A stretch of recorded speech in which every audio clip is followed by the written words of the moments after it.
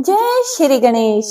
कर्पूर गौरम करुणावतारम संसार सारम भुजगेन्द्रहारम सदा वसंतम हृदयारविंदे भवं भवानी सहितं नमामि भवं भवानी सहितं नमामि। ओम नमः शिवाय। हरे कृष्णा। नमस्कार भक्तों, स्वागत है आपका आपके अपने चैनल ग्रेट एमएस वॉइस में।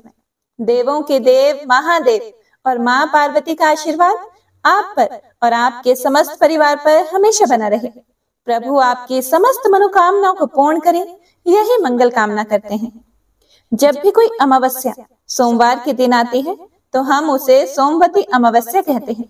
हिंदू धर्म में इस व्रत का बहुत ही अधिक महत्व है। सोमवती अमावस्या का दिन भगवान शिव को समर्पित होता है। मान्यता के अनुसार आज के दिन जो भी व्यक्ति व्रत रखता है या पितरों का तर्पण करता है, उसकी सभी मनोकामनाएं पूर्ण होती हैं। सोमवती अमावस्या के दिन स्नान दान का भी बहुत अधिक महत्व है और व्रत कथा सुनना तो बेहद ही शुभ माना जाता है। इस दिन दान का भी बहुत अधिक महत्व है। कई जगहों पर महिलाएं इस दिन नदी में स्नान करने जाती हैं और फिर दान करती हैं। इस दिन सुहागन स्त्रियां सिर धोकर नहाती हैं, फिर पीपल और तुलसी के पेड़ की पूजा करके कथा सुनती हैं या सुनाती हैं और अपनी श्रद्धा अनुसार 108 वस्तुएं, 11 वस्तुएं, यदि कोई तोल की वस्तु है तो 1.25 किलो, 1.25 पाव, इस तरह से सामान का दान करती हैं। यह व्रत सुहागिन स्त्रियां अपने सुहाग की लंबी उम्र के लिए रखती हैं। तो आइए अब पूरे भक्ति भाव और प्रसन्नचित मन से सोमवती अमावस्या व्रत की कथा का रसपान करते हैं। आप सभी से विनम्र निवेदन है कि कथा को पूरा अवश्य सुनिएगा। कथा को पूरा सुनने से पुण्य फल मिलता है और अधूरा छोड़ने से दोष लगता है। तो कृपया कथा को पूरा अवश्य सुनिएगा। कथा पसंद आए तो चैनल को सब्सक्राइब भी जरूर कीजिएगा। तो प्रेम से बोलिए शिव शिवा की जय। एक साहूकार के 7 बेटे और एक बेटी थी। सारा परिवार प्रभु भक्ति में लीन रहता था। उनकी पुत्री बहुत ही सुंदर, संस्कारी और गुणवान थी। साहूकार के 7 बेटों का विवाह तो हो चुका था, किंतु बेटी का विवाह अभी नहीं हुआ था। उनके घर रोज सवेरे एक ब्राह्मण भिक्षा मांगने के लिए आता था।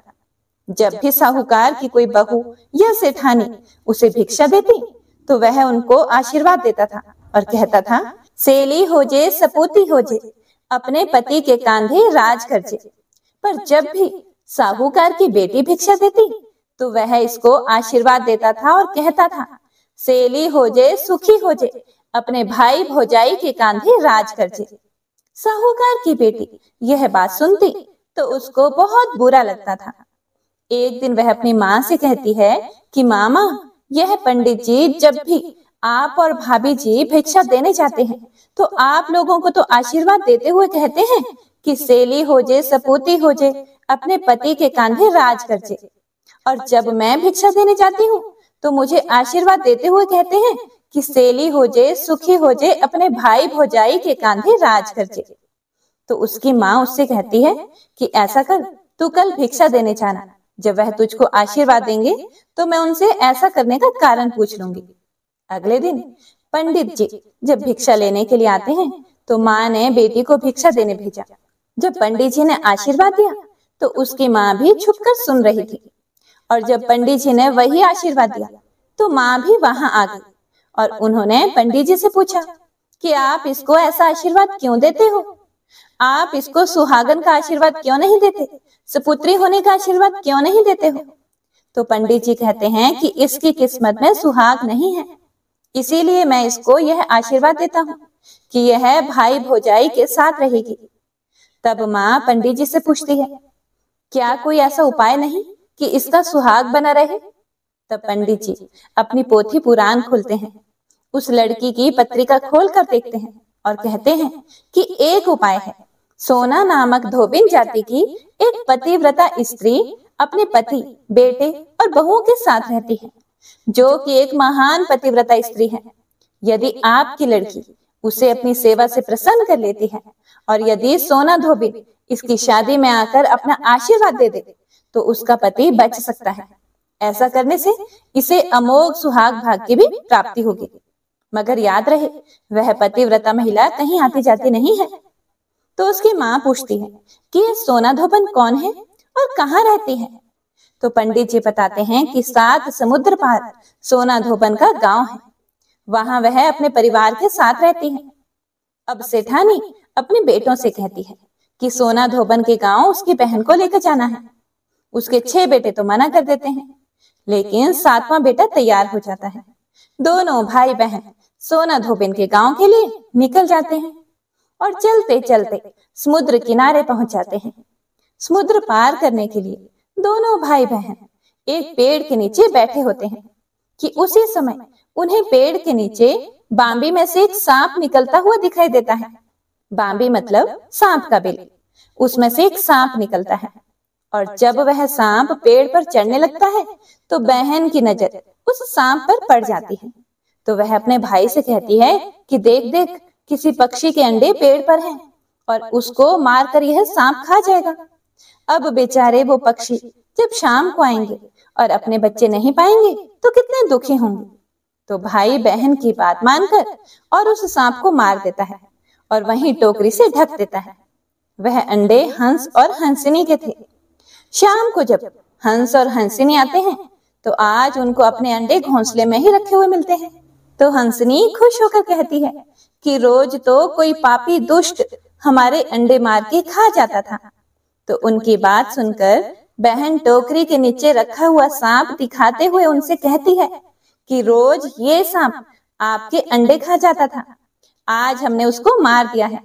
अब आपके अंडे कोई नहीं खाएगा, अब कोई भी उनको नष्ट नहीं करेगा। यह जानकर हंस हंसिनी बहुत खुश हो जाते हैं। अगले दिन अपनी पीठ पर बैठाकर उन दोनों भाई बहनों को समुद्र पार सोना धोबन के गांव में छोड़ देते हैं। सोना धोबन का भी बहुत बड़ा परिवार था। उसके भी बहुत सारे बेटे बहुएं सब एक साथ रहते थे। अब साहूकार के बेटे बेटी भी उसी गांव में एक घर लेकर वहीं रहने लग जाते हैं। रोज रात को साहूकार की बेटी सोना धोबन के घर जाती और खाना बनाना, पानी लाना, बर्तन साफ करना, कपड़े धोना, घट्टी पीसना वगैरह सब काम करके सुबह होते होते अपने घर आ जाती थी। इस तरह से कई दिनों तक चलता रहा। एक दिन सोना धोबन के दिमाग में आया कि पहले तो मेरी बहुएं खूब झगड़ती थी, आजकल तो बिल्कुल भी नहीं झगड़ती। तब सोना धोबन अपनी बहुओं से पूछती है कि आजकल तुम्हारी लड़ाई झगड़े की आवाजें नहीं आती, क्या बात है? तो सब बहुएं बोली कि जब सारा काम हमको किया कराया मिल जाएगा तो हम क्यों लड़ाई झगड़ा करेंगे। तो सोना धोबन पूछती है कि कौन करता है सारा काम। तब बहुएं बोलती हैं कि हमें क्या पता। सोना धोबन ने पता लगाने का निश्चय किया। आज रात को मैं पता लगाकर ही रहूंगी कि ये सारा काम कौन कर कर जाता है। तो सोना धोबन रात भर जागती रहती है, पर जब लड़की उसके कमरे में आती है सबसे लास्ट में पीक दान की पीक फेंकने के लिए, तब तक सोना धोबन को नींद आ जाती है। अब दूसरे दिन फिर सोना धोबन की बहुएं उससे पूछती हैं कि मां जी, आपको पता चला कि कौन काम करके जाता है।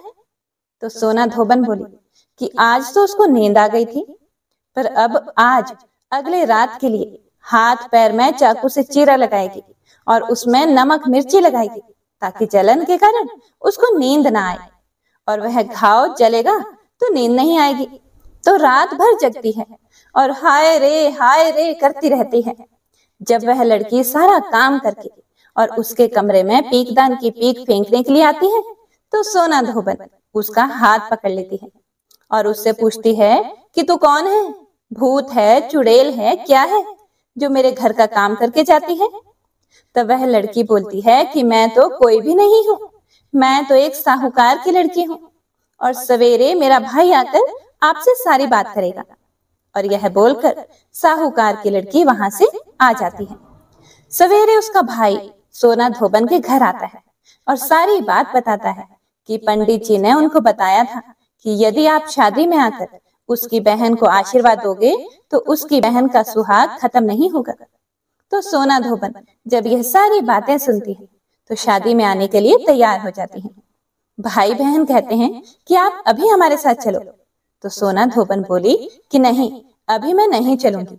अभी आप जाओ, शादी पक्की करो, शादी की डेट फाइनल करो, और जिस दिन शादी हो उससे पहले मुझे न्योता दे देना, मैं आ जाऊंगी। दोनों भाई बहन अपने घर आते हैं। बहन के लिए लड़का ढूंढ के शादी की तारीख पक्की हो जाती है।